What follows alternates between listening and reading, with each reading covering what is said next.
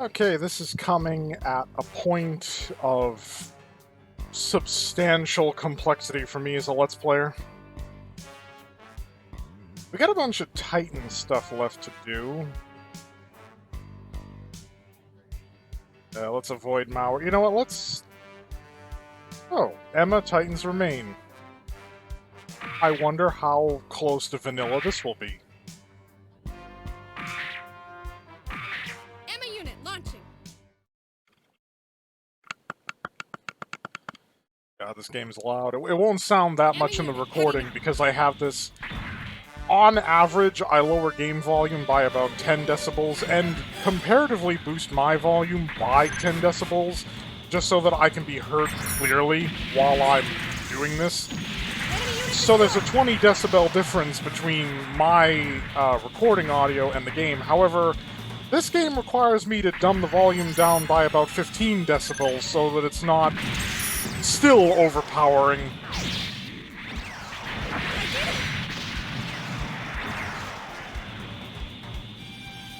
But yeah, my Metroid Fusion Let's Play has been quite the odyssey to make happen. But it capped off a month where I was finishing incomplete projects quite nicely, and it was in many ways the ideal candidate. It just took a tremendous amount of extra effort to actually make it manifest. I can't say it's the first game I've post-commentary, because that distinction goes to those select matches in Fortnite, back when I played the game. Ow.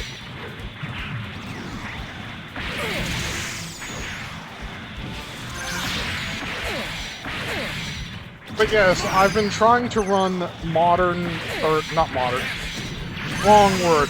I've been trying to run current Let's Play projects parallel with future Let's Play projects and preparation for October, which is usually a big blowout for this channel. The end result of which is that in conjunction with the fact that it has been hot and miserable over here, as it has been for a lot of people, I haven't had a tremendous abundance of time for the past month. And I came close to full burnout at a number of points. This is it for you. And it's unfortunate that that has sort of happened, considering that this channel has seen more growth in the last 2 months than it had in the first 2 years that it existed. Not sure why the sudden upsurge. Not a complaint, just an observation.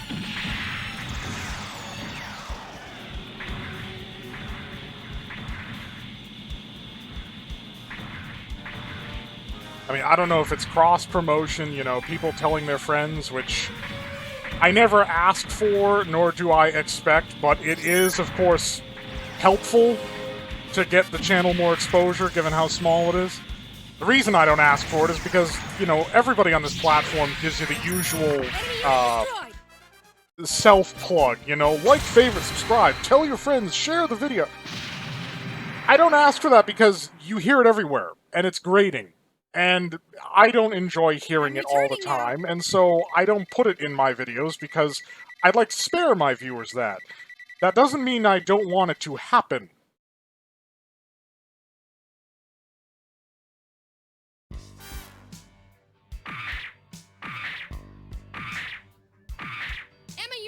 But alternatively, given the nature of this channel, it might just be that by posting regularly again, despite the fact that I've said twice now that I'm going to stop doing that, because I've been posting regularly again, I've been getting promotion from YouTube, like I just show up on people's recommended.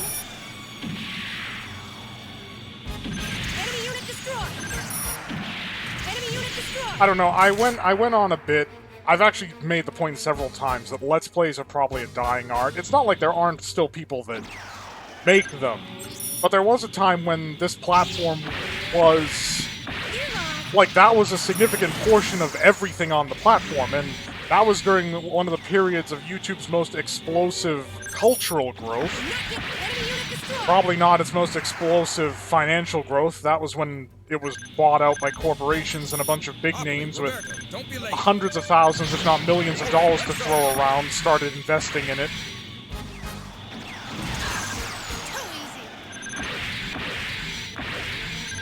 But nowadays, a lot of footage is very curated, and the thing is, I don't know, there's something about the Let's Play as a format that it has its own unique appeal. Like, I don't know if boutique would be the right word. Don't fall to earth, Camille. Camille, be done. Let's do it. I mean, of course, the big names who, like, started doing it from the start, they're still doing it, naturally. Don't get in my way. I could name names, but if you follow Let's Plays, which if you're watching this channel, you probably do, you probably can name a few people off the top of your head that still do Let's Plays regularly. Here's the thing, though. I feel like for a lot of them, the passion is gone. Because let's admit, it has, for them especially, it has become a job. It's something that they have to do, and it's not that they lack enthusiasm, but when they were, you know, when they were hobbyist amateurs, there was a different feel to it. There was a different sense of things. Because now a lot of it is chasing trends, like, in the Let's Play circuit, what is the big thing? What is everybody playing now? I don't chase trends. I never have chased trends. I always felt that, fundamentally, if you're chasing a trend, you're on the wrong end of the curve. You're behind the curve, because somebody set the trend, and here you are trying to imitate it. You want to be the one setting the trends, and you set trends by dancing to your own tune.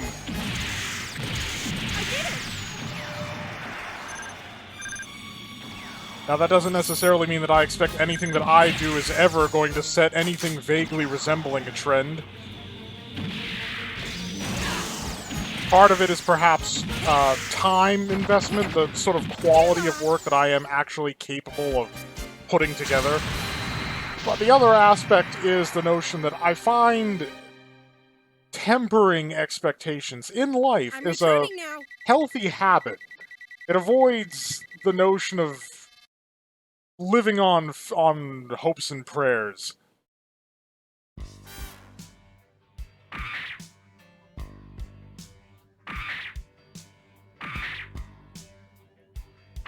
I mean, Arnold Schwarzenegger gave this big speech about how he got to be big movie star, successful politician, the whole, a spokesperson for a bunch of things like the secrets to his success. And he points out the fact that, well, aside from hard work, which is a must for anything, like, you gotta try your best.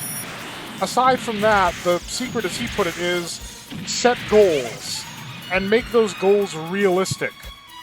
He understood that to get into acting and politics, there would be prerequisites, and those prerequisites would have prerequisites of their own, and everything was going to build and snowball off of itself, and that he needed to set realistic time schedules and realistic goals and have a plan. And, I mean, ultimately, things did work out quite well for him. Now, there was controversy about him both personally as an actor and politically. That's, I mean, especially for a politician, that's par for the course. But the point is, he did become a big movie star, he did become a politician and a governor, and he was a spokesperson for a lot of things worth a lot of money and a household name. So, by that metric, he accomplished what he set out to do. So if his methodology of hard work and smart planning, I mean, it just sounds like it's the sort of thing that would make sense. Like, why would hard work and smart planning not work? The thing he does leave out, perhaps, or at least I think he left out, because I don't remember the speech word for word, is that there is a role that good fortune, luck, has to play in your success. You can plan everything out to the letter, you can try as hard as you can, and you could still fall flat on your face because things just didn't go your way. The thing is, never let the fact that luck could screw you over prevent you from trying something, because that is kind of a toxic idea to have. Oh, I could have taken Camille. Who did that? What are you doing? I won't lose. God, I could have wiped out like a quarter of the reinforcement gauge just blasting the Mark II, but one of these gyms had to go and make this take an extra minute. But again, a problem with a lot of people who...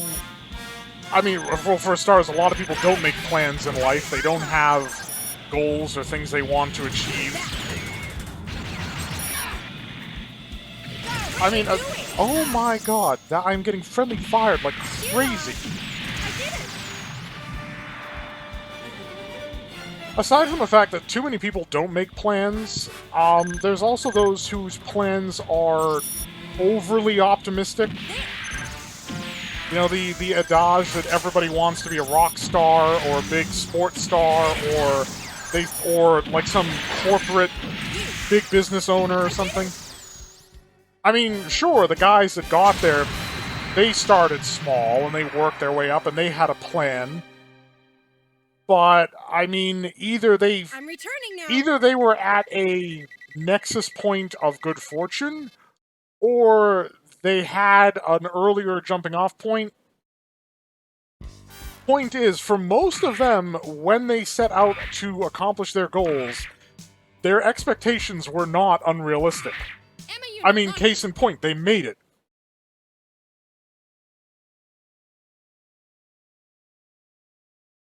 Where's the enemy? But this idea that, you know, oh, well, I'm going to become a singer and be hugely successful, or I'm going to become an actor and be hugely successful. No. I mean, possibly, but it's going to take more than that. And there's also the fact that where's the passion for the work? I mean, again, another person who was very successful, Christopher Lee, made the point that in acting especially, a lot of people get into it not because of love of art or love of the craft. They get into it because they think it'll make them famous. And what they want is not really to be a good actor. What they want is to be rich and famous. And that is a bad place to start. Like, trying to go for something.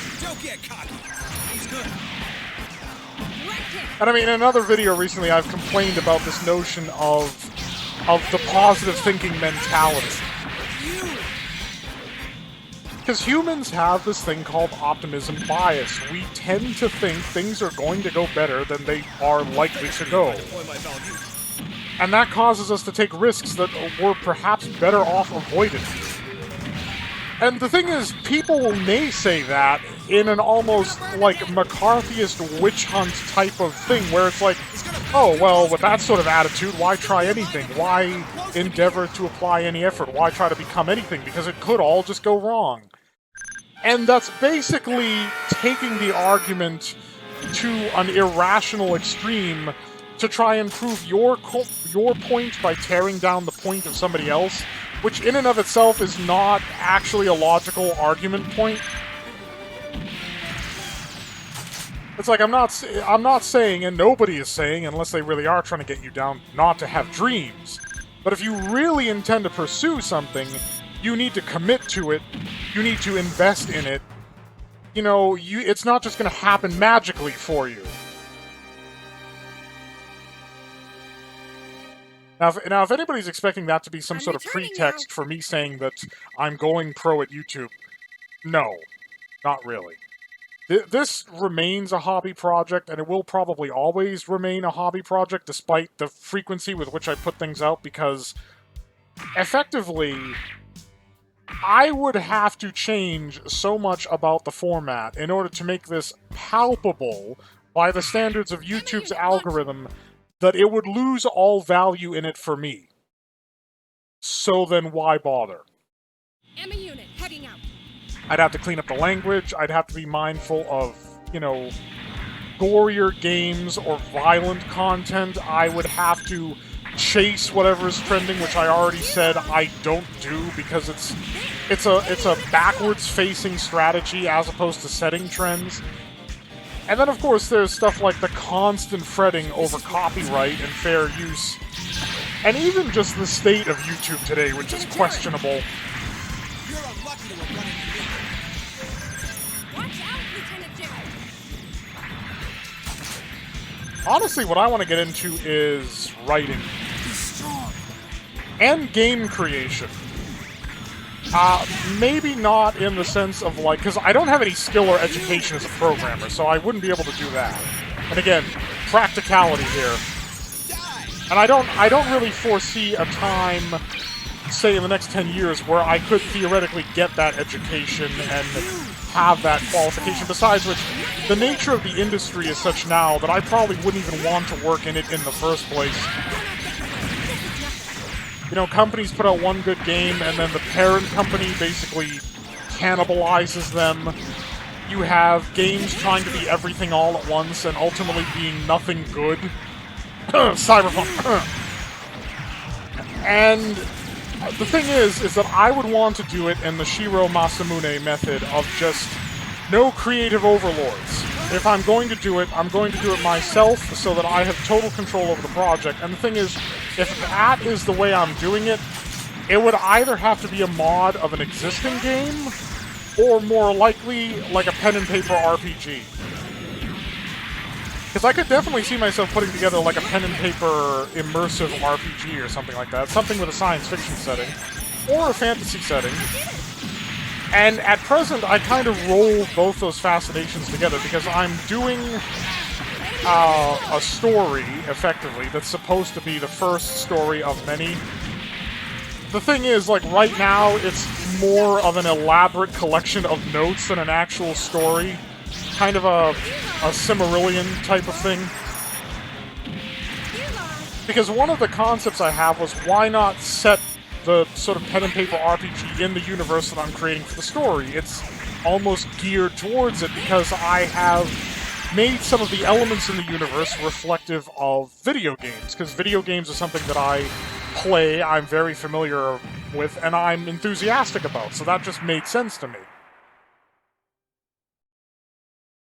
I'm returning now. Because I've always enjoyed the aspect of creation, and especially like world creation, world building. That was always something for me that was like just wow, right?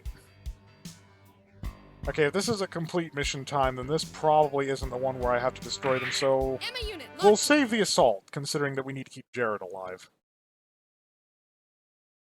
Yeah, one of my first honest cracks at Where's writing the enemy?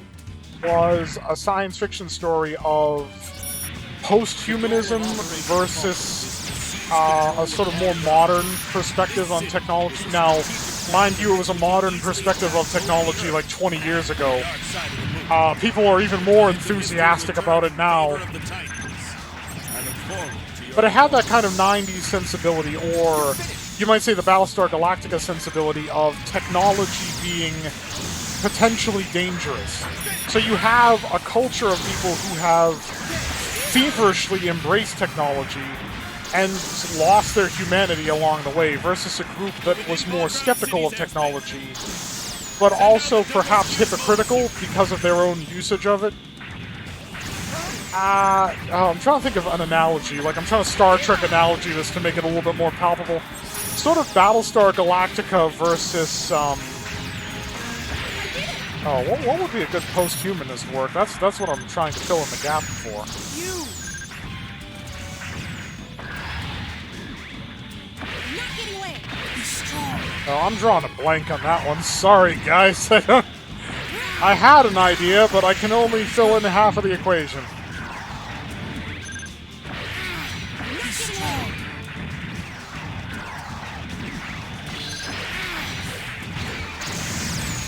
But the thing is, even there I was world building, because I had to conceive that a truly post-human population with biologically augmented and cybernetic bodies, the whole business, how would they conduct themselves? Because it wouldn't be how we conduct ourselves as modern humans, because very little about their lives would be similar to the way that we live now.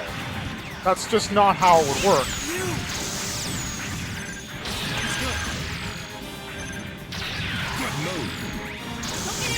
I mean, that was actually something that the showrunners of Battlestar Galactica, the new one, had to grapple with, is that what do Cylons do when they're not trying to genocide the human species? Because these are machine people whose mechanical backing can theoretically tend to all of their needs. And they fundamentally... I mean, again, how do they fill their hours? What do they do? Particularly the human form Cylons, because compared to their machine counterparts that are built for a specialized purpose, the humanoid Cylons just kind of float around. And they make this point in the series that them losing resurrection was this important cultural revolution that's caused them to seek out more purpose in their lives. But I think it was more the issue that the mechanical Centurions, the mechanical Cylons, were still their slaves, in the same sense that their predecessors were the slaves of humanity before the Cylon War. And that a real problem with the humanoid Cylons trying to find purpose was the fact that they were in an environment in which there was nothing to strive for. Everything they needed was provided by the machines, their machine slaves. And it was the removal of that and their introduction to a more human way of living, a less sophisticated way of functioning, that caused them to seek something to do, some greater purpose. I mean, the only thing mortality really granted them was a greater sense of urgency. When you don't have all eternity to sort of muck about and consider grander philosophical things, you start trying to make your mark here and now. But again, that ties into this weird notion that somehow death gives life meaning. No, what we do with life gives it meaning. And honestly, the briefity of human life is one of the things which prevents us from planning even further ahead.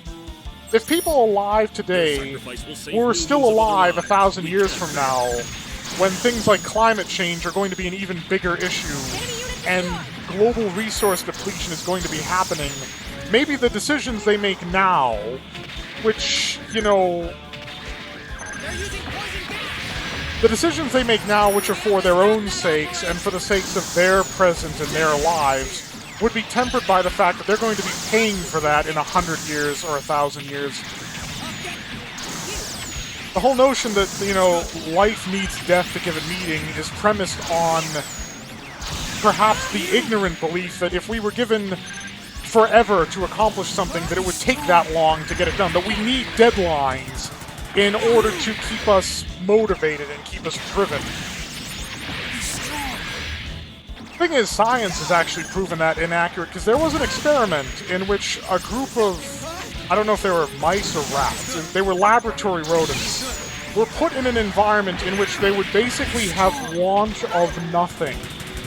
They would be given an overabundance of food, an overabundance of space, and it was meant as a kind of social experiment. Now, the error is to assume that this type of experiment would also provide results applicable to humans. I mean, laboratory rodents are used for all kinds of biological drug testing and disease testing and so forth, which makes a certain degree of sense, considering that they're low cost and adequately similar to humans, that, you know, the information we gain is actually useful. But a social experiment, mice or rats, they're not intelligent, sentient creatures, so we can't exactly base how they behave on how a human being would behave. But nevertheless, the results of the experiment do validate my point, where initially the creatures just sort of expanded to fill occupied space and consumed resources, growing their numbers. But there was a change, a shift, something like 10 generations in, and it wasn't the result of inbreeding, because there was enough diversity in the initial group of mice that wasn't a problem. Suddenly, they started forming bizarre social cliques. Despite the abundance of room, they began fighting over specific spots. To some extent, people, or, well, again, now I'm equating the behavior of rodents with human beings, but the rodents, at least, began to behave in a competitive manner, even though there was nothing to compete over. There are a lot of theories for why this may be the case. Possibly because it is instinctive for an organism to have conflict, because usually there is something to have conflict over in life. I mean, you create this artificial habitat where there is plenty, there is no scarcity. I mean, literally like a post-scarcity world. But the thing is, we're not conditioned for that. We haven't evolved or adapted in that type of environment. And in this case, neither have the rodents. So without a natural source for conflict, in order to fill some kind of basal desire or basal need for it, they invent reasons to fight with one another. Miss Emma! Camille! Don't get in my way! And that's the thing, because the mindset of like, okay, say that you have a person, and, or you know what, let's view this in an entirely scientific standpoint. Let's say you have 4 people.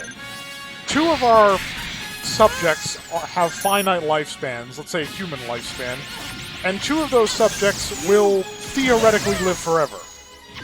And we give them an overarching goal to accomplish. We say that your job is to cure cancer or cure the common cold. Find a cure for X disease here. I said I'd protect you, Jared. That didn't take long, Mauer. Huh? Here's the thing, the people who have a limited lifespan, of course they're going to start working on it because, you know, if they're trying to accomplish this goal before their life ends, they have only so much time to work for it. However, the immortals are not necessarily going to not work because they have all the time in the world.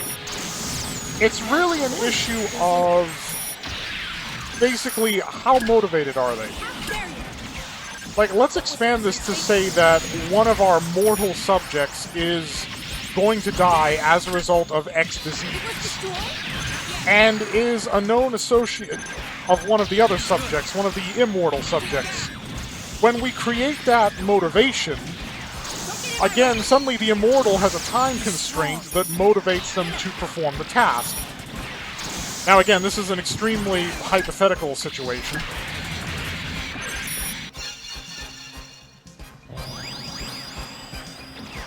But beyond that, let's consider the idea that the faster you fix problem A, the sooner you can address problem, you know, B, C, D, E. You can start tackling the whole alphabet.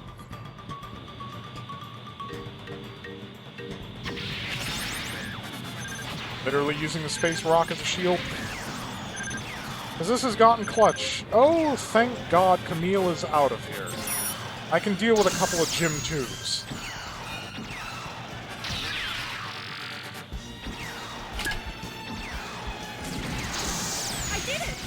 I might need to upgrade this Gab Flay if I'm going to be using it till the end. I don't know what they're going to give me later. But yeah, my mindset is that, let's say I was one of the hypothetical immortal test subjects in this this thought experiment. The sooner I fix disease X, the sooner I can move on to another thing. And, you know, there's this point that even if we were to accomplish negligible senescence, if we were to resolve the issue of aging so that people don't die of, quote, natural causes, that doesn't mean people stop dying. That doesn't mean disasters won't still happen. That doesn't mean people won't still kill other people. That doesn't mean that something spontaneously might not result. You continue to work. What it does is it changes the scale that you're operating in. Rather than considering just you, your survival, your immediate family through your genes, your concerns and your interests become communal, and they potentially become species-wide or global, and they can keep expanding from there, because you can start operating on time scales where you can think about things like seeing the first space colonies that you conceived of and invested to make built. And again, this ties back into the point I made about what, like, Arnold Schwarzenegger said about realistic goals, is that fundamentally an unrealistic goal is something that you pursue that will probably take longer than your entire lifespan to complete. Because then it really engenders the question of what is the point?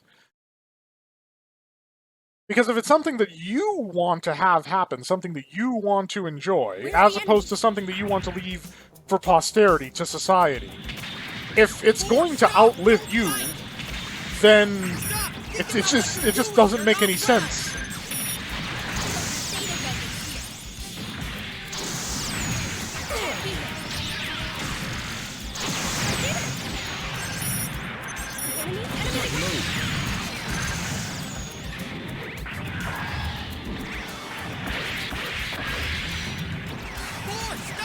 I don't know why I decided to wax philosophical for this episode. This happens if a game runs particularly long, because I sort of run out of things to say that are in the context of the game, and have to start just... Because it's a Let's Play, you need to fill the air, right? It's not an issue of uncomfortable silence, it's an issue that you're supposed to keep talking.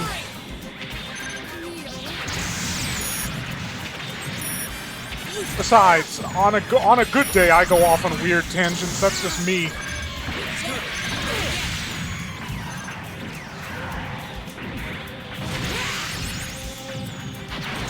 Oh, I did not think he'd be able to get a shot on. How long was he boosting in a transformed state? Oh, come on. Definitely need to upgrade this Gab play. I don't know if they're going to give me a Bound Dock, though. Why upgrade the Gab play if I'm going to be, like, using a Bound Dock later?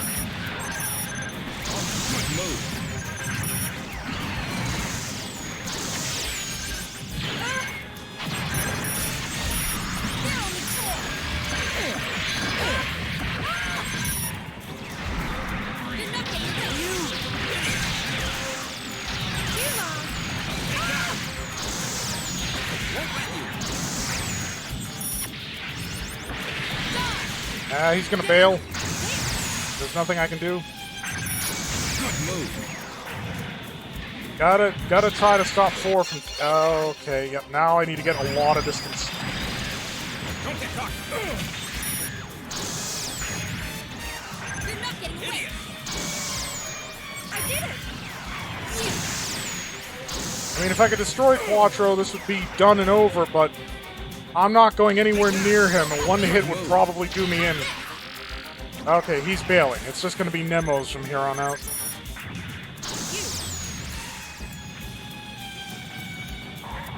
I'm still keeping my distance.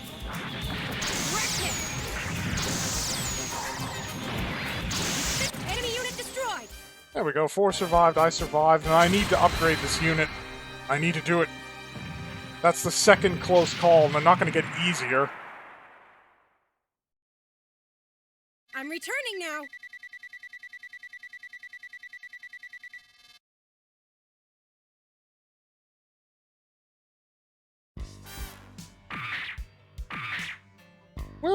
We'll start with 1, and we'll see if we're still just scraping by or not. Emma unit launching. It doesn't help that every time I equip Recover, it ends up being used by my allies instead. Emma unit heading out.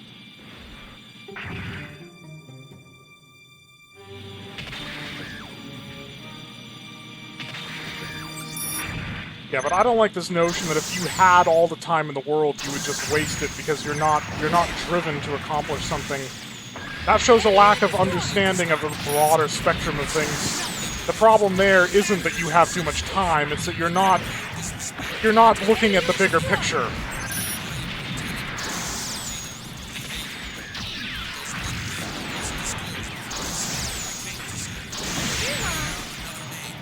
But of course, that highlights one of the sort of social contracts that we have with mortality. The notion that death gives life meaning makes us less intimidated by the prospect of death, because fundamentally, death is not necessarily something that has to happen.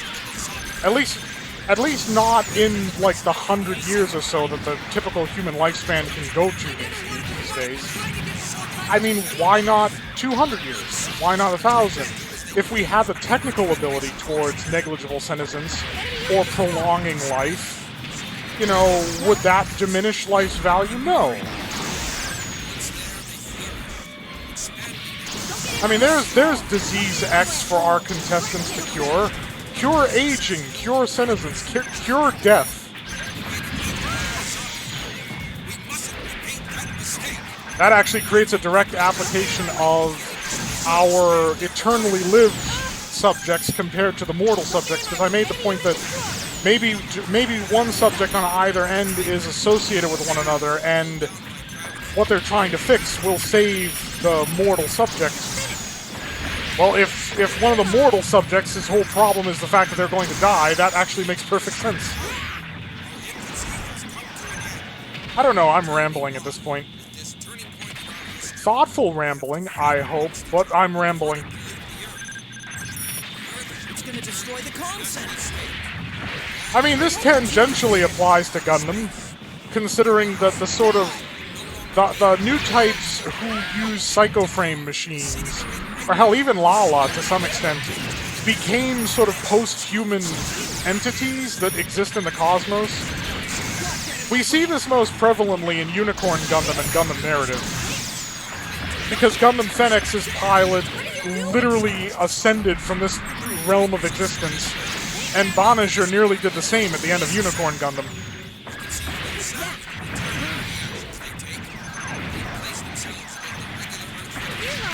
There's also some implication that may have been what happened to Armoro and Char.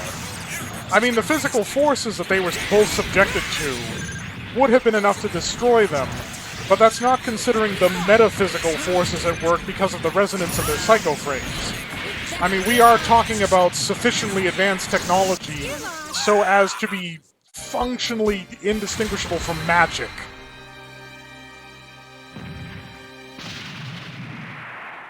Now, the interesting part, at least with how that applies to Mobile Suit Gundam, is the fact that they are no longer corporeal beings. They no longer have a physical manifestation. Yet they continue to observe and even occasionally intervene to the new types whose souls can communicate with them and offer perspective, offer advice. Emma unit launching. I mean, there was that whole point where Banagher has a moment where all seems lost, and his resolve carries him through because he ultimately understands that this is bigger than him, bigger than the Unicorn. He is effectively becoming a true new type in the sense that he's beginning to have a scope of perspective that exceeds that of a single person. He's starting to view things on a cosmic level, beyond just space, beyond multiple individuals. He's starting to view the will of people across time, the associations that he was not personally a part of, but whose actions reverberate through his history. I mean, literally a higher consciousness by definition.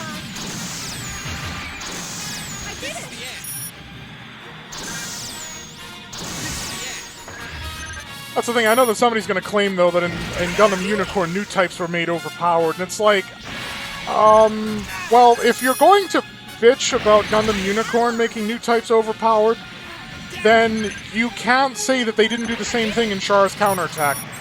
Because the Axis Shock is literally new types being OP made manifest when Char and Armoro and their machines are able to prevent a dinosaur-like, you know, global catastrophe with the power of heart and mind, and it's... Now maybe you hold that both of those are, in fact, new types are overpowered. But at the same time, it's like, yes, but I know Deus Ex Machina, you know, a performer descending on a machine from the heavens, the gods coming down to sort it out, is maybe a bad literative element, because it's like, oh, the characters don't overcome adversity. Literally, God shows up and fixes it. It was my big complaint with the TV adaptation of The Stand, because the characters ultimately accomplish very little apart from surviving the apocalypse. The selection of who would do so was, for the most part, arbitrary. And ultimately, the antagonist group isn't wiped out by any grand plan of the characters. Quite literally, the hand of God comes down and detonates a nuke. And the thing is, it cheapens everything else that happens in the story, and I made the same complaint with Homeworld 2's sort of retconning of the continuity of the first game. Reckless. Rather than a group of scrappy outcasts overcoming incredible adversity, the notion or the idea that basically all of this was preordained and there were littering precursors that chose, and etc., etc., etc., it greatly cheapens the struggle of the Kushan people and their triumph over the Taidan, in the same sense that, you know, the people who survived the apocalypse in the Stand were similarly preordained to have done so, presumably because they had the right qualities, the chosen qualities, but ultimately those qualities don't allow them to overcome adversity, because they don't overcome adversity, God literally just fixes everything for them.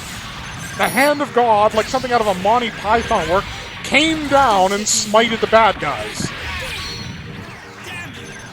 Now that's not dunking on it on a theological perspective. It's just pointing out the fact that that is lazy writing in terms of literature.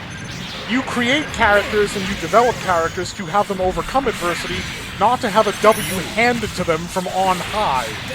Because in that case, God is the writer, and you're basically writing yourself out of a jam because you didn't develop your characters enough, or you didn't give them the tools necessary to defeat the enemy that they were fighting. And I am actually out of breath because I'm talking so quickly and so much.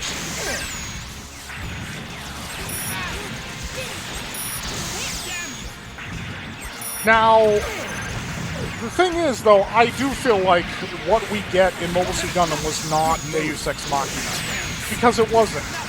Because it wasn't an intervention from on high. It was the posthumous, metahuman intervention of those who had died in the war. The notion of, what if the casualties of war had the opportunity to have their will felt after they were gone?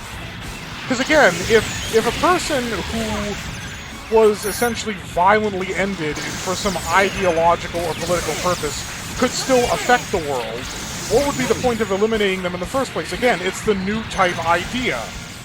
And that really helps to hammer home, because again, I make the point that it wasn't just Char and Amro's will that deflected Axis from Earth. It was the collective will of humanity, even the ones who conspired to help make this happen under the cult of personality that is Char, wanting it not to happen at a moment when it was too late for anything scientifically, mechanically possible at the time to have been done about it. We'll stick with the Gab Flame, but I'm putting another upgrade into it. machine launching. So fundamentally, what we see is not a cheap thing of the two main characters perform a miracle. It's not Deus Ex Machina. What we're seeing is kind of a hope spot, a heartfelt story about human will and the broad desire for people to inherently want to do the right thing. You know, most people, most of the time. But at the same time being incapable of doing so because of familial, societal, cultural prejudices that prevent us from understanding each other without misconception. Which again ties into the whole new type thing, and that's why things like Char's Counterattack or Unicorn are actually fantastic bits of writing. So I can't really empathize with critics who argue that those works are not, like, excellent installments in Gundam. I mean, say what you want about the more magical aspects defying the kind of series' relative hard realism, but they've technically been doing that from the start, from the moment they introduced new type potential and abilities. That's purely a science-fictional psychic thing that may or may not be a slight rip-off of Star Wars' Jedi.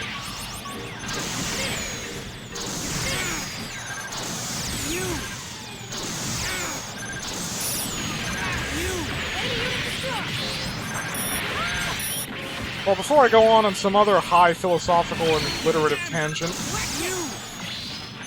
aside from the fact that why do I consider this in the first place, it's like, have you already forgotten I spoke of it earlier in the video? I want to get into writing. We actually blew his shield off! He can't transform! That does mean we've wasted a bunch of ammunition on basically dealing no damage. But he has greatly reduced maneuverability now. That is so rare, and I love it when it happens.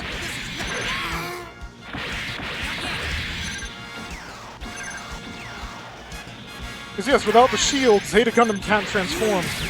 I think that was actually another thing in AU vs. Titans. Zeta Gundam's shield was actually indestructible. Like, you couldn't destroy it. So they made a few changes for this game. They nerfed the Sea Serpent. They nerfed Zeta's shield. I'm not sure if they had double Zeta as a bonus in AU vs. Titans. They, that might have been something they created specifically for this. It is disappointing that it can't transform, though. Damn you! You're my...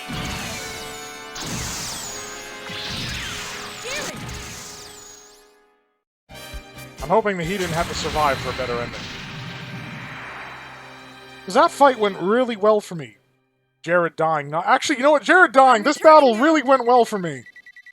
Maybe not Mauer, but Jared's dead. I can't complain.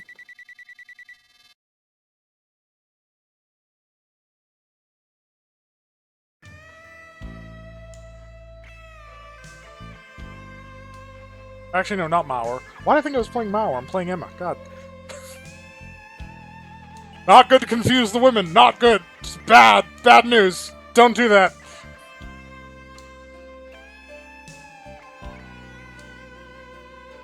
I don't know. I confused the men too. I spent Ramba's whole route thinking I was playing Yazan. Oh boy, they're starting to run together. They're starting to run together. Well, there's Emma's route. I'm not sure how long that took. But we do... Okay, we don't have any Aug. It's not that I know of. We still have some Xeon, though, to take care of. That'll be in the next episode. Or not. That'll be in the previous episode. I don't know what's the last video I posted. I didn't check before I recorded this. So, I just launched into something. I'll post something that is unlike what I did last.